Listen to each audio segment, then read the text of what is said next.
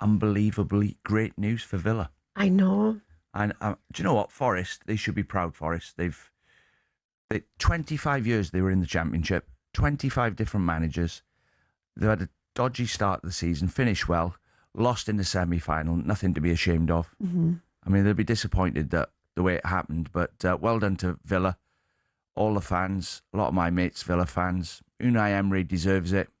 Well done to everyone. I'm really pleased for everyone at the club, and especially the fans. Yeah, I told you when they were in the Europa League about my little Unai Emery Europa League stat that he wins the Europa League with teams with Villa in the title. Oh, is it? Villarreal and Sevilla 4 times. Oh, right. And then Aston Villa. He's definitely got his name on the cup, hasn't he? It's his competition, isn't it? And who would have thought, after the performance last week and Forest's performance the other way round, that game would have ended 4-0 to Villa? I think, yeah.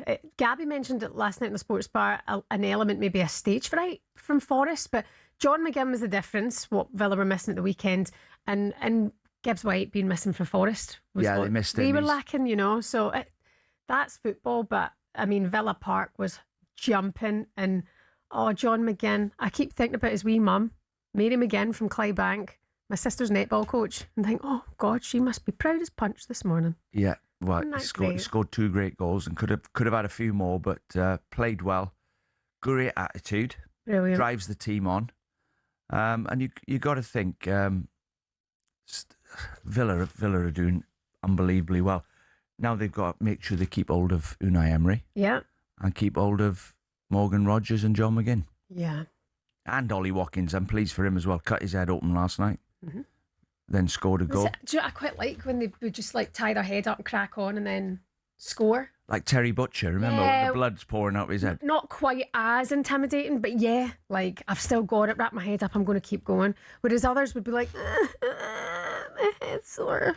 Did you hear Gabby last night? Yes. It's funny, wasn't it? I thought he was going to have It was funny. An accident.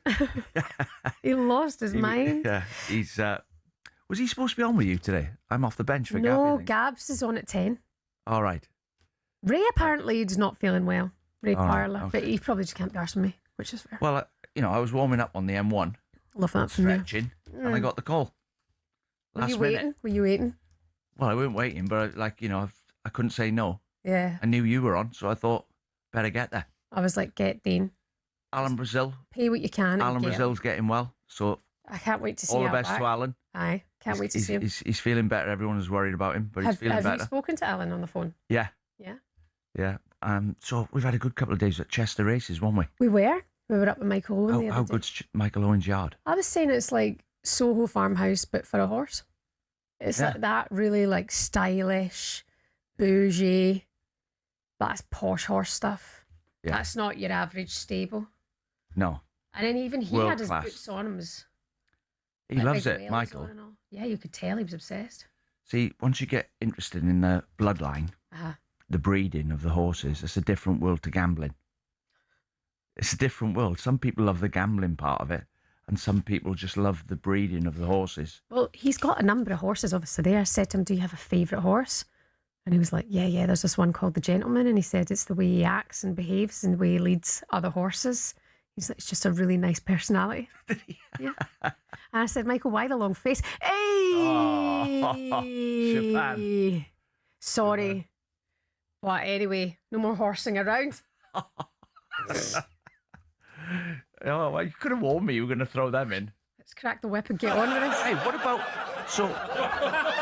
So yesterday, I had a small bet, right?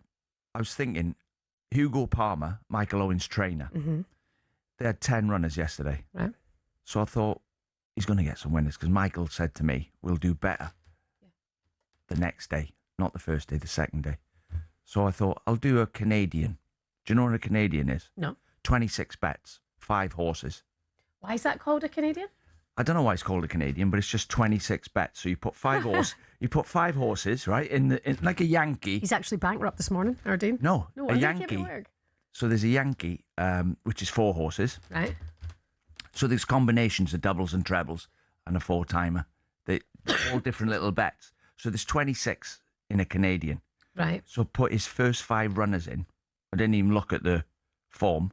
I just put Hugo Palmer's first 5 horses at Chester. Mm-hmm. So a tiny stake I had on. What's tiny? £1, right? Aye. So it's 26 bets. What's the 100 bets? So it's £1. Tell me. What's what? Was it just £1? Yeah. So yeah, but it's 26 times 26. Right, okay, so 26. So the stake is 26 quid. Got it. First 2 win, don't they? Mm-hmm. The first 2. I've now got a cash out in front of me. Option of a cash out. They give you an option. Yes. And my cash out was 485 quid. Oh, Dino, tell me you took it. Do I take the cash out? Because you're greedy. No, something happened to the track. The bend was slippery, so they stopped the racing. So I kept looking on my phone, what's going on? For my third one, I didn't take the cash out. Anyway, the horse got beat. And my cash out went down to 100 quid. Well, at least it's only £26. It's not Well, I won. crazy. I still won, Oh, well, great. but I could have took £464 Oh, and I let it ride. great. Happy days. Well, it's a bad decision. Is it? Well, yeah, I lost 300 quid. Okay, yeah. Yeah, you should Yeah. cash out. Yeah, but Cash out. gamble responsibly out there. Absolutely. More importantly, please gamble responsibly. Brilliant last night. That's 3 English sides then, all in the finals of the European competitions this season to look forward to. All of the games are going to be live on talkSPORT as well. Palace getting the job done against Shakhtar Donetsk, 2-1 last night, 5-2 on aggregate. Big Glasner going to win a hat-trick of trophies this season at Palace. That's outstanding, isn't it? Unbelievable. And I've got to say, they cruise through. Yeah. So they play Real Vallecano now. And great for the Palace fans. They'll all be there. Yeah. And everyone going to a final. I mean, fans love... That's why the fans get the hump when the manager makes changes in the FA Cup and the League Cup. Because they love Because the day out is what they remember. I still get people coming up to me saying I was at Wembley in 1994. Villa fans. Yeah. I was there. There was about 3 million people at the game. But they say I was at the game. That's what they remember. Yeah, of course. I mean, Gabby Agbonlahor was here yesterday. He's in great form. He's absolutely buzzing for Aston Villa. He did a watch-along last night with our talkSPORT resident Forest man, Max Scott. And then after the game, he had to jump upstairs to the sports bar to see a little bit of Jamie and Jason and do a Has Anyone Seen? Do you want the edge mask? Put the edge mask on. Gabby's putting the edge mask on. Of the Villa! Of the Villa! Of the European Villa! Istanbul! Istanbul! Let's go! Let's go, baby! Boys, I'm going to leave you. Do as anyone seen. Do as anyone seen. Yeah, got it. Go on, Gab. Let's set it up for Gabby. Sorry. Has anyone seen Maximus Scott? Where are you, Max? We need some news. Robin Hood, the Prince of Thieves, Sherwood Forest, Friar Tuck. Where are you, Friar? The original boots chemist. Hooters. Is Hooters closed? I used to open Hooters. Close Hooters. Shut it down. Matt Ford, do us a favour, mate. Stuart Broad, where are you? Chris Wokes, better player. Where are you? Tricky Trees. Rock City. HB Sauce. Where are you? Notts. Forest. And Big Eyes Marcus killed me. It's the best show. But hearing Gabby on it, that did give me a tickle. There are lots of pictures. Which is your favourite headline out of this one? Blood and Thunder on the back page of the Daily Express with pictures of Ollie Watkins after his head clash. How about this, Dino? Royal squeal of approval as Prince William, future king, of course, was in the stands. Do you like that headline? Yeah, That page of the Sun? I've seen him. He was. You could tell he wasn't putting it on. He was delighted. He was having the best night. Or Bloody Marvels with more pictures of Ollie Watkins on the back page of the Daily Star. We've also got Turkish Delight, because that's where the Europa League final will be in Istanbul, as I called it earlier, Istanbul by mistake. I like have to go that. to Aston that. Villa will stick. Istanbul will Can you stick. get me a flight? No, sorry. I've got to go to that game. Well, you can sort yourself out. You know Shebann's people. not a travel agent, you I'm know. not. Anything else? Yeah. Can you not sort that out? Get me a cup of tea while you're at it. On to the football. Yeah. How good were Aston Villa last night? Do you know? Excellent. And, I can imagine when you're playing big games like that, because I remember playing in the cup final with Liverpool FA Cup final 1992, and I walked out onto the pitch with Rob Jones. Remember Rob Jones, the right back, England? And he was only a young lad, and he said to me, "Are you nervous?" I said, "Yeah, I am a bit, yeah." We were looking around the stadium, and he went, "Look at my legs. I can't stop my legs shaking." Oh, no, And I he looked down, his wobbles. legs were shaking. I was thinking, he's playing right back for us today. What chance we got? But he used to get nervous cramp. So you got... I can only think, in that game last night, the Forest players have let the occasion stop them doing what they're good at. So you have certain skills as a player that you're good at, whether you're a big, strong centre-half, whether you're a runner in midfield or a ball player. The things you've got to turn up on the night, and you can't let nerves stop you doing it. If the opposition stop you, fair enough, but not nerves, and I think that happened. They to were Forest. also without a number of key players. Morgan Gibbs-White had to watch on from the sidelines. You know, he's their key playmaker. When you saw the bruising around his eyes and the it was big bad. split on his head, I thought, oh no, he couldn't play, because it would be almost a bit dangerous or negligent if something else had happened. A lot of people were saying he's had the mass fitted, he wanted to play, but when you saw the bruising and stuff, I thought, oh, bless it. And he's You bang felt on for him. form, innit? You felt for him. That's what happens. He's not just the best player. He's like, he must be going on the pitch thinking, I'll get 2 or 3 today.